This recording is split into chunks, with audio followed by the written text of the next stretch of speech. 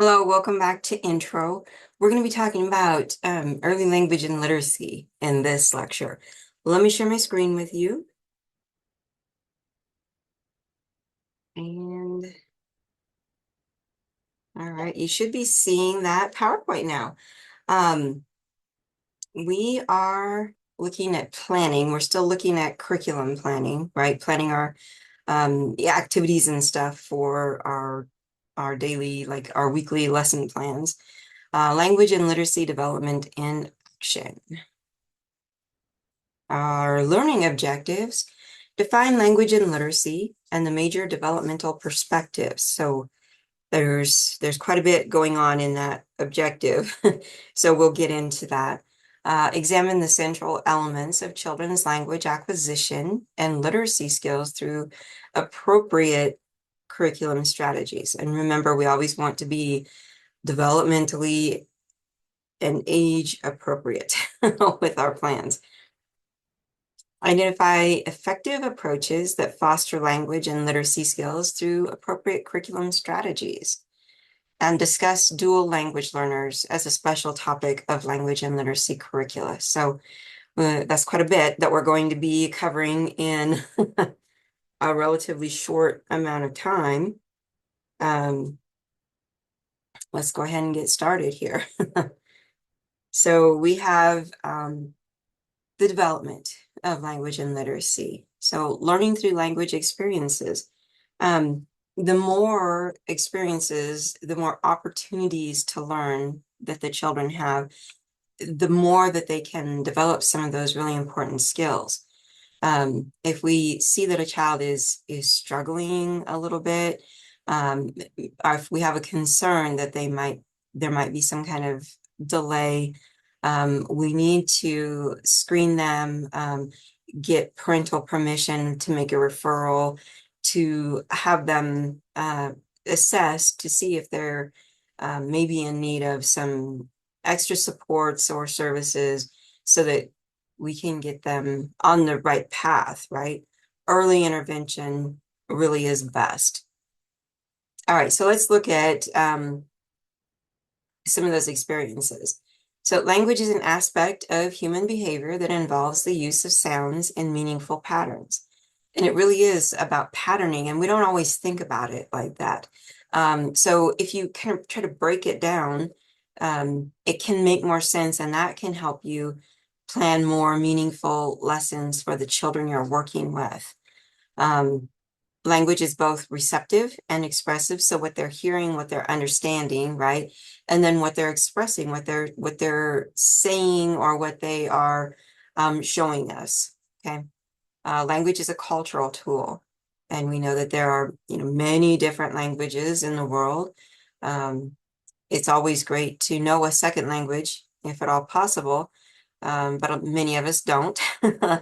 Um, but it definitely is a cultural tool. And depending on where the children grow up, it's going to be a little bit different, right? Even if it's a child who speaks English, that's going to sound a little different and look a little different if this is a child raised in the deep South with that Southern accent from Georgia or Tennessee, or if they're raised in New England with like the Boston accent. It's just it sounds different, right? English in America sounds different than English from England or Ireland, right? Um, Babies can communicate without language. Of course they do. They tell us when they're hungry, when they're wet, when they need something, right? They will make sounds, they will cry, they will try to engage us with their eye contact, maybe reach their hands up, right? So of course they're learning to communicate, and the more they're exposed to language, the more they'll be able to pick up on that, so that they eventually can start expressing themselves with words. Language barriers inhibit communication. Think of some of the things that might cause a language barrier. Maybe a child who doesn't speak the language that we speak in the classroom. Maybe a child who doesn't hear or hear well. Maybe a child who has like an issue, like some kind of mouth deformity or something. I had a child once who um, the little piece of skin under his tongue had grown out too far, and so his tongue wasn't able to move appropriately. So he had a difficult time pronouncing words and being understood. That was a minor outpatient surgery, and once he got that, his language improved immensely. So that was just one example. The development of language, what research tells us. Language of children is different from the adult. And it just is. When we're talking to children, we can tell that. We hear the difference. Language is not learned simply by imitating. There's a lot more to it. There's a huge cognitive piece that goes along with language and learning how to express themselves. Experiences help build language. Language experiences in the first 5 years are reflected in later literacy success. The more experiences, the more opportunities they have to talk, to communicate, to understand language, the better off they'll be. So that we see the importance of extended discourse. We've talked before about that importance of open-ended questions, right? Getting them to talk more and more, not just 1 or 2 word answers, but to really explain or talk it through. Those are opportunities for them to practice their language skills, their communication skills. Language development is a process of experiences and maturation. So the opportunities that they've had to learn, as well as like as they age, it becomes easier for them because their cognition is improved. It's the stages of language development. So we have infants' response to language. This is the precursors of speech, right? They will engage in eye contact. They will look. They will eventually begin to start pointing to things. They will make different sounds, cooing, little sounds, and then of course crying when they need something. Vocalization, and then word development, and then sentences, and then they begin to elaborate, and that's when we see conversations. And a conversation with a preschooler is just the most fantastic thing. And then we have graphic representation where they really like fill in with details. And then the importance of alphabet knowledge and phonemic awareness. Once they really have some of that language and that's a skill that they've gained, then we can begin to help them build other skills that will help them to become readers and writers. Okay. The development of language and literacy. This is a big topic. So we're continuing with that. Dual language learning. It's predicted by 2030, 40% of students will have a home language other than English. And remember, with these statistics, we're talking about in the US, okay? Bilingualism is the ability to communicate in another language with a degree of fluency. It can be learned simultaneously or successive acquisition. It's external and internal factors that affect the second language acquisition. So how they're like cognitively, thinking about the different language, if they're kind of classifying, if they're making exceptions. Some children who are learning both languages at the same time, we see them kind of blending words together, and it takes a little bit of time to get to let them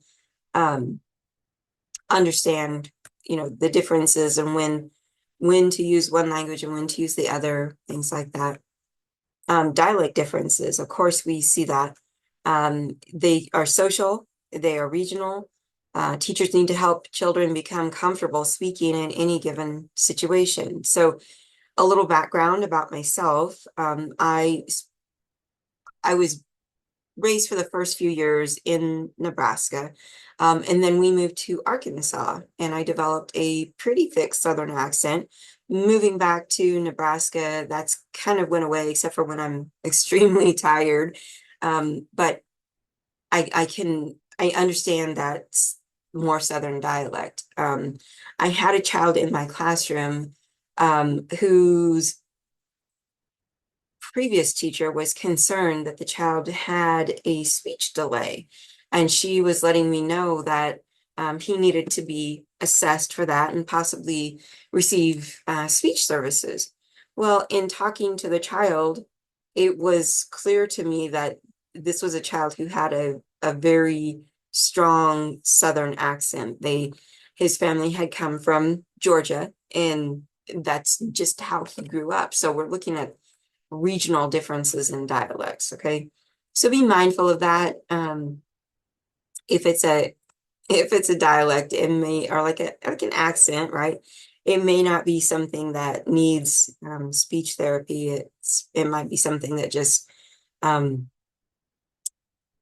they need to get used to speaking locally, or whatever dialect we use locally, or at least speaking more clearly so that they are understood by more people.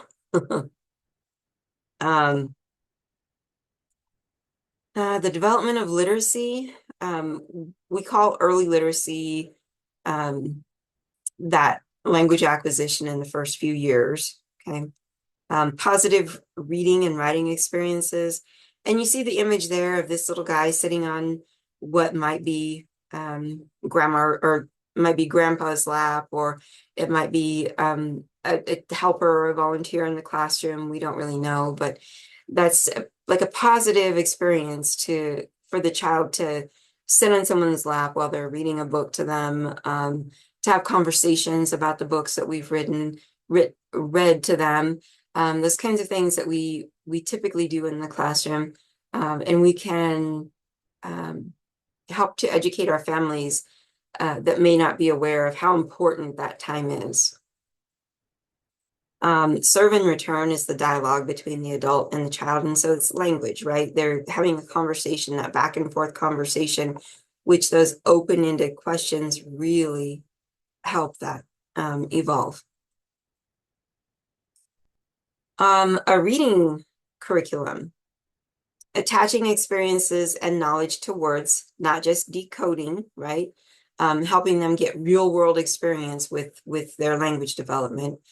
In 2 stages, they grow up to words and print, and then they become a real reader, right? So it's gradual, but it's also, we can look at it as in stages. So there's awareness and exploration, experimenting, early reading and writing, transitional, and then conventional, where they're actually a reader, which happens towards the end of the 3rd grade, typically, right? Sometimes earlier, sometimes maybe not that soon, but that's the goal. By the end of the 3rd grade, we would like for all of our children to be active readers, then not still learning how to read.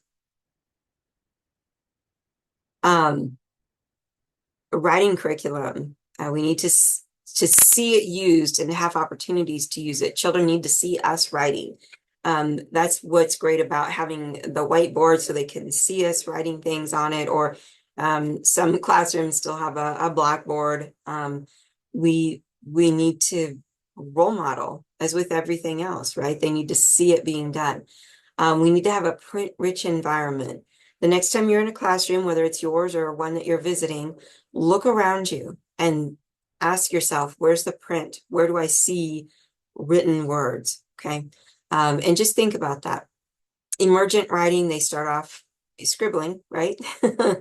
Writing centers should have different writing tools, pens, pencils, colored pencils, crayons, different things to write with, simple books to write in, different kinds of papers, stationery. Sometimes that can be donated stationery, or printer paper or lined paper, and all kinds of writing helpers that can be like note cards with different words written on them, things like that. Language experience, writing down students' words and reading them back and asking them, okay, this is what you told me. Is that what you meant? Doing story maps. Those are pretty fun. Include dictating oral anecdotes, translating children's writing, cooperative chronicles, independent authors. We can do so much with student and child created books or poetry or really, anything like that. Children's literature. Books broaden their interests, develop knowledge, and help children learn about themselves and others. A rich literary environment will include plenty of time for using books. We should make a space that's quiet and comfortable. We should have plenty of books. Display children's literary creations. So something like this child-created book that we see in the picture there. Display children's creations, model how to care for books, encourage children to read at home and families to encourage them to read at home. Literary extensions, books can be adapted into storytelling, dramatizations, and games, and they should. All right, I'm going to pause the lecture here. If you need a break, go ahead and take a break. If you don't, then, well, I will see you in the next lecture.